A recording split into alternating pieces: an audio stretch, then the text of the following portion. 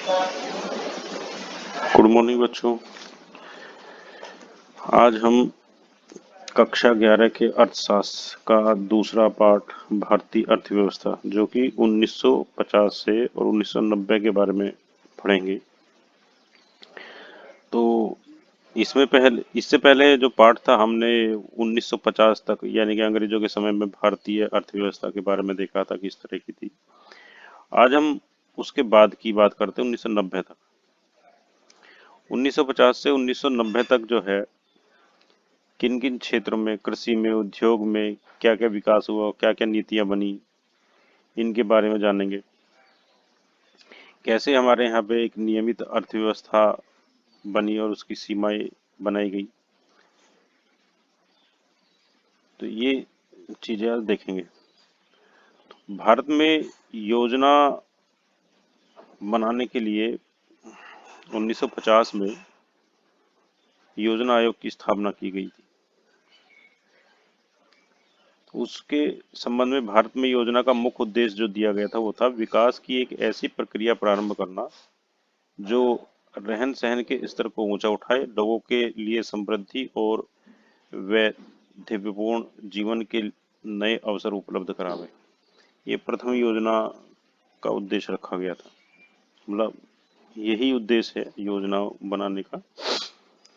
तो हम देखते हैं कि अंग्रेजों ने भारत पे लगभग 200 वर्षों तक राज्य किया।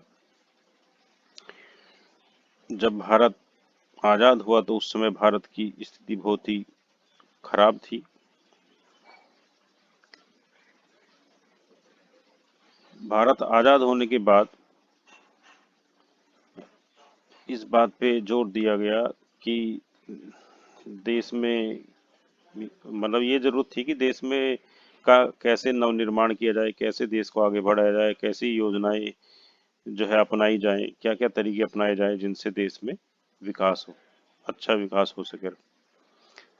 तो सार्वजनिक कल्याण के कार्य करने पे जो है सरकार सहमत हुई कि सरकार ये काम करेगी।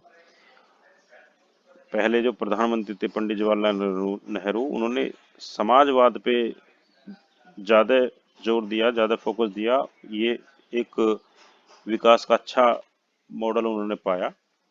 लेकिन इस समाजवाद में वो एक बात के पक्षधर नहीं थे कि जो भी खेती कारखाने और स्वामित्व के साधन हैं वो निजी लोगों के ना हो या सरकार की हो केवल, ऐसा वो नहीं मानते थे। वो लोकतंत्र के प्रति तो वचनबद्ध थे, लेकिन वो ये चाहते थे कि इसके साथ साथ में जो संपत्ति के अधिकार हैं, जो कारखाने, जो खेत हैं, वो लोगों के अपने व्यक्तिगत भी हों। नेहरू तथा स्वतंत्र भारत के अनेक नेताओं ने सब चिंतन किया, मनन किया और भारत में एक ऐसी अर्थव्यवस्था पे जोर दिया जो पूंजीवाद और समाजवाद के बीच की हो, जिनमें ये दोनों चीजें शामिल हों।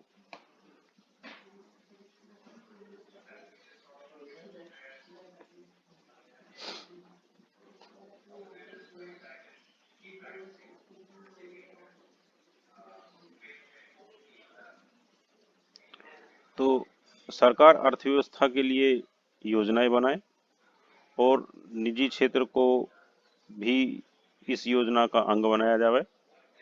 तो 1948 में औद्योगिक नीति का प्रस्ताव रखा गया। उस समय जो भारतीय संविधान था उसके नीति निर्देश सिद्धांत भी उसमें लागू किए गए और 1950 में प्रधानमंत्री की अध्यक्षता में योजना आयोग की स्थापना की गई। तब से ही जो है ये योजना आयोग जो है भारत के लिए योजनाएं बनाता है और उन्हीं योजना पंचवर्षीय योजनाएं बनाता है और उसी के आधार पे जो है प्लानिंग के आधार पे जो है आगे की उनको कार्य रूप दिया जाता है। पंचवर्षीय योजनाओं के जो लक्ष्य हैं उनमें क्या निर्धारित किए गए कि समृद्धि, आधुनिकीकरण, आत्मनिर्भरता और समानता, इन बातों को लक्ष्य मानते हुए इन पे जोर दिया गया। प्रत्येक योजना में इन लक्ष्यों को महत्व दिया गया। हमारे देश में जो साधन थे वो सीमित थे। उन सीमित होने के कारण जो है, जो लक्ष्य का चयन हमें करना पड़ा। जब कोई हमारे ये भी बात जान लो बच्चों कि जब हमारे पास कोई चीज सीमित है और हमारी आवश्यकता ज्यादा है, तो हमें उस चीज का ऐसे इस्तेमाल करना चाहिए कि जो वह चीज हमारी ज्यादा से ज्यादा आवश्यकताओं को पूरा कर सके। तो योजनाकारों का यह विचार था कि जहां तक संभव हो, चारों उद्देश्यों में कोई अंतर विरोध न हो।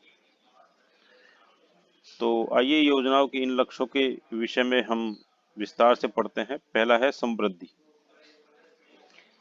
इसका अर्थ यह है कि देश में वस्तु और सेवाओं की उत्पादन क्षमता बढ़ाई जाए। इसका मतलब है कि उत्पादक पूंजी के अधिक भंडार या परिवहन या बैंकिंग और सहायक सेवाओं का विस्तार किया जाए और उत्पादक पूंजी और सेवाओं की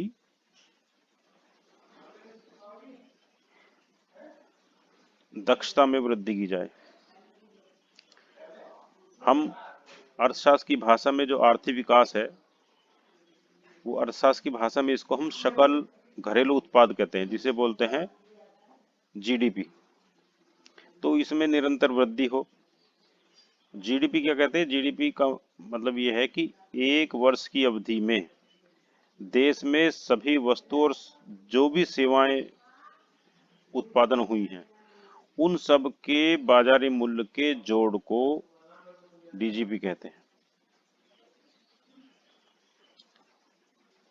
तो समझ गए होंगे। तो ये इस तरह से मान लो, जैसे एक केक है और जैसे जैसे डीजीपी वो जीडीपी है, और जैसे जैसे जीडीपी बढ़ती जाती है, तो उसकी तुलना की गई है कि जैसे जैसे केक का आकार बढ़ता जाता है, वैसे जीडीपी बढ़ती जाती है। और उसके हम बहुत सारे टुकड़े कर सकते हैं जैसे, तो ऐसे ही बहुत सारी चीजों को मिला करके जो है वो केक बना है। तो हमारी जो जीडीपी है, वो भी बहुत सारे क्षेत्रों को मिला करके बनी है। तो देश का सकल घरेलू उत्पाद देश की अर्थव्यवस्था के विभिन्न क्षेत्रों से प्राप्त होता है। इसमें बहुत सारे क्षेत्र हैं। इन क्षेत्रों में क्या है? कृषि का क्षेत्र है, औद्योगिक क्षेत्र है, सेवा क्षेत्र है। तो इन क्षेत्रों के योगदान से ही अर्थव्यवस्था का निर्माण होता है। कुछ देशों में सकल घरेलू उत्पाद की समृद्धि में कृषि का योगदान अधिक होता है। अब यहाँ ये भी समझने वाली बात है कि जिन देशों में जीडीपी में कृषि का योगदान ज्यादा है, वो देश हमेशा पिछड़े मिलेंगे। और जिन देशों में सेवा क्षेत्र में पहले तो मतलब पहले आता है कृषि क्षेत्र, फिर आता है औद्योगिक क्षेत्र। जिनमें औद्योगिक क्षेत्र में लोग ज्यादा हैं, वो देश थोड़े से और विकसित मिलेंगे। और जिस देश में सेवा क्षेत्र में ज्यादा लोग काम कर रहे होंगे, वो देश उससे भी ज्यादा विकसित मिलेंगे। तो ये एक क्रम है। अब हम देखते हैं आधुनिकरण। तो वस्तु और सेवाओं का उत्पादन बढ़ाने के लिए उत्पादकों को नई नई तकनीक अपनानी पड़ती है। जैसे अगर हम खेती में उत्पादन बढ़ाने की बात करें, तो खेती की जमीन तो उतनी है, उसमें हम अच्छे किस्म के बीज, उनको उगाने की तकनीक और जल्दी काम करने के लिए मशीनों का प्रयोग कर सकते हैं। तो ये हुई नई प्रौद्योगिकी। तो इसको अपना करके हम उत्पादन बढ़ा सकते हैं। आधुनिकरण केवल नवीन प्रौद्योगिकी के प्रयोग तक सीमित नहीं है, बल्कि इसका उद्देश्य सामाजिक दृष्टिकोण में भी परिवर्तन आना है। यानी कि केवल हमने तकनीक में बदलाव कर दिया, यही मतलब औद्योगिकरण नहीं है, या प्रौद्योगिकरण की नई तकनीक नहीं है, बल्कि लोगों जो है उनके सामाजिक दृष्टिकोण में भी बदलाव लाना जरूरी है। जैसे यह स्वीकार करना कि महिलाओं को पुरुषों के बराबर अधिकार होने चाहिए। तो ऐसा पहले कभी नहीं था, विश्व में कहीं भी ऐसा नहीं था। लेकिन धीरे धीरे उस चीज में बदलाव आया। तो हम ये कह सकते हैं कि नवीन प्रौद्योगिकी इन क्षेत्रों में भी आई। तो परंपरागत समाज में नारी का जो कार्य क्षेत्र है वो पहले घर ही माना जाता था, वहीं तक उसकी सीमाएं थी। लेकिन आज हम देख रहे हैं कि वो सभी जगह काम कर रही है, चाहे कारखाने हो, चाहे विद्यालय हो, चाहे बैंक हो, चाहे कोई भी क्षेत्र हो, उन सभी में जो है वो कार्य कर रही है। तो ये सब नवीन प्रौद्योगिकी का कारण ही बदलाव आया है समाज में। अब अगली बात करते हैं आत्मनिर्भरता की। कोई भी राष्ट्र आधुनिकीकरण और आर्थिक समृद्धि अपने अथवा अन्य राष्ट्रों से आयातित संसाधनों के प्रयोग द्वारा ही कर सकता है। संसार में आज कोई भी देश ऐसा नहीं है जो किसी दूसरे देश के ऊपर कुछ निर्भर ना करता हो। एक दूसरे देश के ऊपर निर्भर करते हैं, उनसे चीजें मंगाते हैं, भेजते हैं। तो इसी से ही जो अपने संसाधनों का ज्यादा उपयोग कर पा रहा है वो समृद्धशाली हो गया है। हमारी पहली 7 पंचवर्षीय योजनाओं में आत्मनिर्भरता को ही महत्व दिया गया कि उन चीजों के आयात से बचें जिनका देश में हमारा उत्पादन हो रहा है। हम उन चीजों को ना मंगाए दूसरे देश से जिनका हमारे देश में उत्पादन हो रहा है। इस नीति को विशेष करके खाद्यान्न के लिए अन्य देशों पर भी निर्भरता कम करने के बारे में समझ सकते हैं। हाल में विदेशी शासन से मुक्त हुए भारत के लोग को आत्मनिर्भरता की नीति के महत्व को समझना था।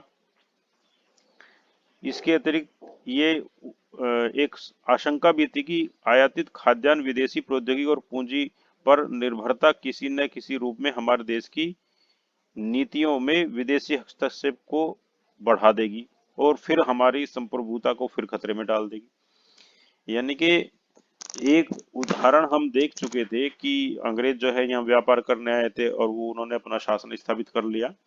तो एक डर हमें ये भी था कि हम विदेशों से यदि अपने व्यापारिक संबंध रखें तो कहीं फिर दोबारा से ऐसा ना हो जाए।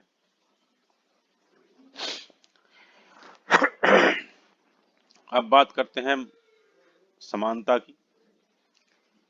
केवल समृद्धि, आधुनिकीकरण और आत्मनिर्भरता के द्वारा ही जो लोगों का जीवन है उसमें सुधार नहीं किया जा सकता। किसी भी देश में उच्च समृद्धि दर और विकास, अत्याधुनिक प्रौद्योगिकी का प्रयोग होने के बाद भी अधिकांश लोग गरीब रह जाते हैं। आगे जैसे खेती के बारे में, हरित क्रांति के बारे में बताया जाएगा, या औद्योगिकरण के बारे में भी हम समझ सकते हैं कि देश में औद्योगिकरण हुआ तो उससे गरीबी तो दूर हो नहीं गई। तो उस प्रौद्योगिकी का लाभ जब निम्न लोगों तक नहीं पहुंच पाता तो वो गरीब ही रह जाते हैं। तो ये जरूरी है कि आर्थिक समृद्धि के लाभ देश के निर्धन लोगों को भी पहुंचे, वे केवल धनी लोगों तक ही सिमट के न रह जाएं। तो कह सकते हैं कि समृद्धि, आधुनिकीकरण और आत्मनिर्भरता के साथ साथ में समानता भी जरूरी है। तो हर एक भारतीय को अच्छा भोजन, अच्छा आवास, अच्छी शिक्षा, अच्छी सेवाएं मिले, ये सबका मूल अधिकार है, सबका मौलिक अधिकार है। धन और संपत्ति के वितरण की असमानताओं को कम करें, ये तभी संभव है। आइए देखते हैं कि 1950 से 1990 तक की अवधि में लागू की गई जो 7 पंचवर्षीय योजनाएं हैं उनके 4 लक्ष्य प्राप्ति के लिए क्या प्रयास किए गए और कृषि, उद्योग, व्यापार के संबंध में क्या क्या सफलताएं मिली। तो देखते हैं कि 1991 के बाद अपनाई गई नीतियों और विकासात्मक मुद्दों के बारे में आप जो है तो अगले पाठ में पढ़ोगे, क्योंकि हम यहाँ पे जो है 1990 तक ही सीमित हैं, 1990 तक की ही बात समझते हैं। खेती, तो खेती कृषि में जो है काफी सुधार किया गया इस दौरान। भारत में स्वतंत्रता के समय स्थिति ये थी कि भारत को जो है वो अपनी खाद्यान्न को भी वो पूरा नहीं कर पाता। हमें खाद्यान्न के इस खाद्यान्न में भी जो है, यानी कि अपने खाने पीने की चीजों में भी यूएसए पर निर्भर करना पड़ता था, संयुक्त राज्य अमेरिका से। उनसे हम मंगाते थे अपने, और तब जाकर के भारतीय लोगों को अपनी खाने की जरूरतें को पूरा कर पाते थे वो। तो स्वतंत्र भारत के नीति निर्माताओं को इस मुद्दे पर विचार करना पड़ा तथा उन्हें भूमि सुधार और उच्च पैदावार वाली किस्मों के बीजों के प्रयोग द्वारा भारतीय कृषि में एक क्रांति के लिए जो है प्रयास करने पड़े। तो भूमि सुधार की जब हम बात करें, तो भूमि में सबसे पहले तो जो है ये जरूरी है कि पानी मिले, फिर अच्छे किस्म के बीज मिले, और मशीनों से खेती की जाए, और वो बीज जो हैं वो इस तरह के हों कि अच्छी पैदावार देने वाले हों, बीमारियां कम हो। ये सारी चीजें तो होगी, लेकिन इसके बाद भी फिर आगे ये जरूरी है कि जो किसान माल तैयार करता है और जो वो मंडी में ले जाता है, सबसे बड़ा खेल होता है वहां पे। तो वो बेचारा पूरे साल भर की मेहनत को जब वहाँ 6 महीने की मेहनत को लेके जाता है, तो उसे लाभ कम होता है, और जो 2 दिन में वहां खरीद के दूसरों को बेच देते हैं, उनको लाभ ज्यादा हो जाता है। तो यानी कि बिचौलिया। तो ये भी प्रयास था सरकार का कि ये व्यवस्था जो है ये नहीं होनी चाहिए, खत्म होनी चाहिए। तो बिचौलियों के उन्मूलन तथा वास्तविक कृषकों को भूमि का स्वामी बने और उनको वो लाभ मिले, ये प्रयास भी किया गया। इसका उद्देश्य था कि भूमि का स्वामित्व किसानों को निवेश करने की प्रेरणा देगा, बशर्ते उन्हें पर्याप्त पूंजी उपलब्ध कराई जाए। यानी कि किसानों को जो जरूरत है उतने उतने कम से कम उनको धन उपलब्ध कराया जाए। दरअसल समानता को बढ़ाने के लिए भूमि की अधिकतम सीमा निर्धारण की एक नीति अपनाई गई, यानी कि जिससे कि सभी लोगों में जमीन का बंटवारा किया जा सके। तो एक अधिकतम सीमा बना दी कि भाई इससे ज्यादा जमीन किसी के पास नहीं होगी। किसी व्यक्ति की कृषि भूमि के स्वामित्व की अधिकतम सीमा का निर्धारण करना। इस नीति का उद्देश्य कुछ लोगों में भू स्वामित्व के संकेंद्रण को कम करना था, यानी कि जो कुछ लोगों के पास बहुत ज्यादा भूमियां थी, उन लोगों के पास भूमि को कम करना था। और सरकार ने ये आजादी के बाद ये नियम बनाया कि पहले 25 एकड़ था, फिर घटा करके 12.5 एकड़ भी किया। अलग अलग राज्यों ने अलग अलग कानून बनाए, जिससे कि जो है जो बहुत ज्यादा जिनके पास जमीन थी उनसे जमीन ली जाए, और ऐसे लोगों को दी जाए जिनके पास जमीन नहीं है और जो खेती करते हैं दूसरों के खेतों पर जाकर के। तो विनोबा भावे ने तो इस संबंध में एक आंदोलन भी चलाया था, भूदान आंदोलन। लेकिन सब जो है लोग, अपना इतना बड़ा दिल नहीं था कि वो अपनी जमीनों को दे सके। तो सरकार ने सोचा कि कोई कानून बनाकर ही ये जो है काम किया जाए। तो बिचौलिए के उन्मूलन का नतीजा यह था कि लगभग 2 लाख काश्तकारों का सरकार से सीधा संपर्क हो तथा वे जमीन के द्वारा किए जा रहे शोषण से मुक्त हो सके। अब जमीन के द्वारा शोषण किया था उन लोगों को कि जो बड़े बड़े जमींदार थे, वो अपने खेतों पे उनसे मजदूरी कराते थे और उनका वो शोषण करते थे। ना तो उनको पूरी पगार या भरपेट खाना मिलता था और काम ज्यादा किया जाता था, ये शोषण होता था तो उनका। तो उनको भी अपनी जमीन का हक मिले, इसलिए ये भूदान आंदोलन या जो कृषि की अधिकतम सीमा थी वो निर्धारित की गई। इससे कृषि उत्पादन में वृद्धि हो, किंतु बिचौलियों के उन्मूलन कर समानता के लक्ष्य की पूर्ति प्राप्त नहीं हो पाई। कानून की कमियों का लाभ उठाकर के कुछ भूतपूर्व जमींदारों ने कुछ क्षेत्रों में बहुत बड़े बड़े अपने भूखंड खड़े कर लिए, खरीद लिए। कुछ मामलों में काश्तकारों को बेदखल कर दिया गया और भूस्वामियों ने अपने किसान भूस्वामी जो वास्तविक खेत कृषक थे होने का दावा किया।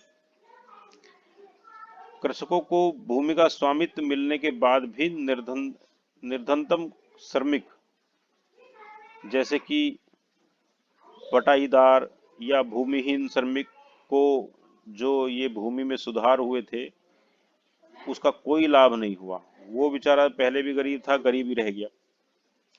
अधिकतम भूमि सीमा निर्धारण कानून में भी कई बाधाएं अड़चने आई। कई लोग कोर्ट गए, कोर्ट में चुनौतियां दी, सालों साल ये मामला लटका रहा, जिसके कारण इसमें देरी हुई।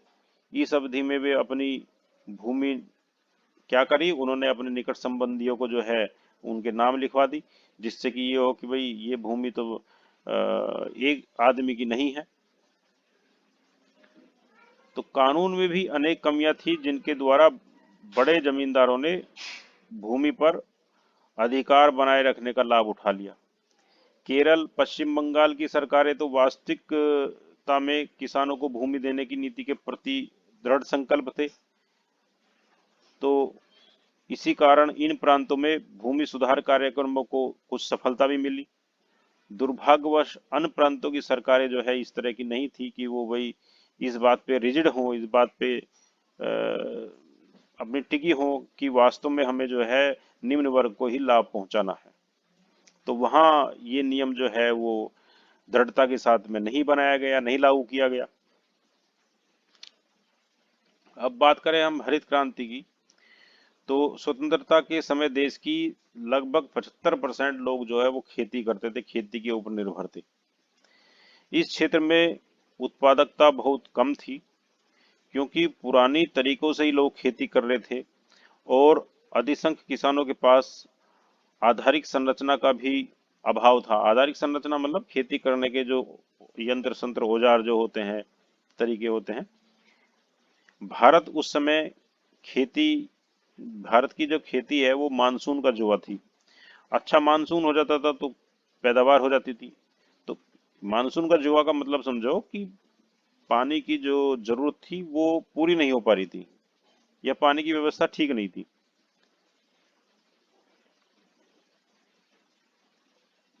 यानी कि सिंचाई की सुविधा उस समय उपलब्ध नहीं थी। ये सुविधाएं कुछ ही किसानों के पास थी। औपनिवेशिक काल का कृषि गतिरोध हरित क्रांति से स्थायी रूप से समाप्त हो गया। इसका मतलब यह है कि उच्च पैदावार वाली किस्मों के बीजों के प्रयोग से है। विशेष करके गेहूं, चावल, इनके उत्पादन में काफी वृद्धि हुई। इन बीजों के प्रयोग के लिए पर्याप्त मात्रा में उर्वरक, कीटनाशक और जल आपूर्ति इनकी जरूरत थी। तो इन आगतों का सही अनुपात में प्रयोग होना भी महत्वपूर्ण था। आगतों का मतलब है कि जो इनपुट है, यानी कि खेती में हम जो पैसा लगाते हैं उसको यहाँ आगत बोला गया है। क्योंकि खेती की बात चल रही इसलिए खेती बताया जा रहा है। वैसे तो किसी भी व्यवसाय में जो हम पैसा लगाते हैं वो उसकी आगत कहलाती है। तो बीजों की अधिक पैदावार वाली किस्म जो है वो किसानों को उपलब्ध कराई गई। सिंचाई के साधन भी उपलब्ध कराए गए। उर्वरक और कीटनाशकों की लिए भी जो है हर संभव प्रयास किया गया उन्हें मिले। अतः हरित क्रांति के पहले चरण में हम देखें तो 1960 के दशक के मध्य से 1970 के दशक तक जो है वो हाइब्रिड बीज का प्रयोग पंजाब, आंध्र प्रदेश, तमिलनाडु जैसे अधिक समृद्ध राज्यों तक ही सीमित रहा। यानी कि ये औद्योगिक क्रांति जो है वो सभी राज्यों में नहीं फैली। जो समृद्ध राज्य थे उन्हीं में ही जो है ये देखने को मिली। इसके अतिरिक्त जो है हाइब्रिड वाले जो बीज थे का लाभ केवल गेहूं या चावल या एक दो फसल और इनमें ही देखने को मिला। हरित क्रांति का फिर दूसरा चरण जो है 1970 के दशक के मध्य से 1980 के दशक के मध्य तक में चला। यानी कि 1975 से 1985 तक कह सकते हैं में इसमें हाइब्रिड बीजों की प्रौद्योगिकी का विस्तार किया गया और कई राज्यों तक और पहुंचाने का प्रयास किया गया। इस प्रकार जो हरित क्रांति प्रौद्योगिकी के प्रसार से भारत को खाद्यान्न में आत्मनिर्भरता प्राप्त हो गई। तो इस समय भारत जो है इतना अनाज पैदा कर लेता था कि अब वो आत्मनिर्भर हो गया, उसे कहीं से मंगाना नहीं पड़ता था। इससे पहले मैं ये बता दूं कि जरूरी है कि 1965 में जब पाकिस्तान से युद्ध हुआ था तो भारत के प्रधानमंत्री थे लाल बहादुर शास्त्री, और उस समय सूखा भी पड़ा था, पड़ा था और खाद्यान्नों की काफी कमी थी। तो उन्होंने उस समय जो है नारा दिया था, जय जवान जय किसान। जय जवान का नारा इसलिए दिया था कि पाकिस्तान से हमारा युद्ध हुआ था,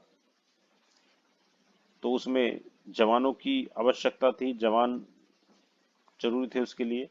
और देश में जो खाद्यान्न की स्थिति थी, हम आत्मनिर्भर नहीं थे, तो उसके लिए उन्होंने जय किसान का नारा दिया। तो उनका ये बड़ा प्रसिद्ध नारा हुआ, जय जवान जय किसान।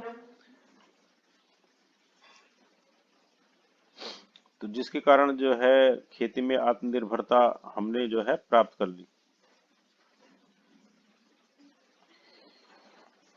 अब उनको बेचने की बात है, जो पैदावार तो होगी, पैदावार को बेचने की बात है।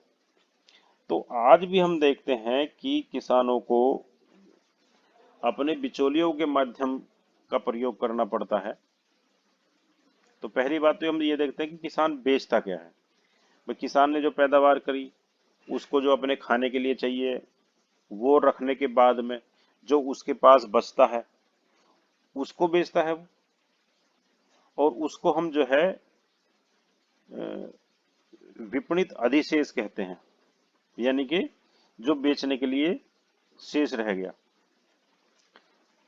तो हरित क्रांति काल में किसान अपने गेहूं और चावल के अतिरिक्त उत्पादन का अच्छा खासा भाग बाजार में बेचता था, क्योंकि काफी पैदावार होने लगी थी इनकी।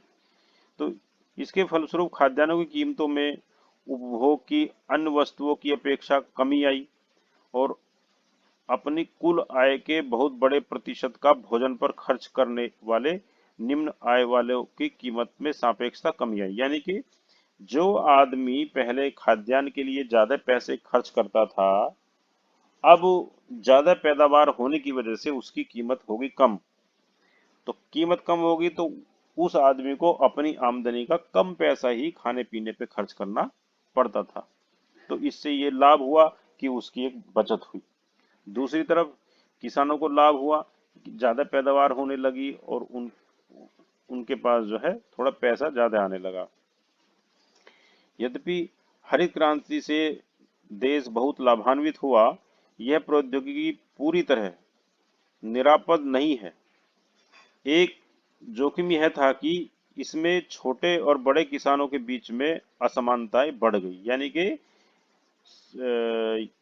ये उसका परिणाम ये हुआ कि जो बड़े किसान थे वो ज्यादा पैदावार करके ज्यादा अमीर बन गए और जो छोटे किसान थे वो बेचारे गरीब ही रह गए, क्योंकि केवल बड़े किसान अपेक्षाकृत आगतों को खरीदने में ज्यादा सक्षम थे, यानी कि ज्यादा इनपुट वो ज्यादा खर्च कर सकते थे, जिससे हरित क्रांति का लाभ उन्हें मिला है। इसके अतिरिक्त इन फसलों में कीटनाशकों के आक्रमण का भी संभावना थी। तो जो गरीब लोग थे वो अपनी कीटनाशकों की दवाई नहीं खरीद सके, नहीं लगा सके, उनसे उनकी फसल नष्ट हो जाती थी, उनको पैदावार कम मिलती थी। तो सौभाग्यवश सरकार द्वारा किए गए कुछ उपायों के कारण वे आशंकाएं सत्य साबित नहीं हो पा रही हुई। सरकार ने निम्न ब्याज दर पर छोटे किसानों को ऋण दिए और उर्वरकों की सहायता दी ताकि छोटे किसानों को ये लाभ मिल सके। तो सरकार ने तो बहुत प्रयास किए हैं छोटे किसानों के लिए कि जिससे कि उनको सस्ती दर पे पैसे उपलब्ध कराए जाए, जो उनके पास कमी थी, जिससे कि वो अपनी चीजों को खरीद सके समय पे और अपनी फसल को बचा सके। सरकार द्वारा स्थापित अनुसंधान की सेवाओं के कारण छोटे किसानों के जोखिम थोड़े कम हुए, जो कीटनाशकों के आक्रमण से उनकी फसलों की बर्बादी का कारण थे। यदि सरकार ने इस प्रौद्योगिकी का लाभ छोटे किसानों को उपलब्ध कराने के लिए व्यापक प्रयास नहीं किए होते तो इस क्रांति का लाभ केवल धनिक लोगों को ही मिल पाता। तो इस कारण से जो है सरकार के प्रयास से छोटे किसानों को भी लाभ पहुंचाया गया। तो ये पार्ट थोड़ा बड़ा है, तो इसलिए आज इसको हम यही करते हैं, बाकी इसको दूसरे लेक्चर में हम जो है इसको पूरा कर लेंगे। बाकी चीजें भी जो इसकी छूट गई हैं बीच बीच में वो भी बताएंगे। ठीक है, थैंक यू।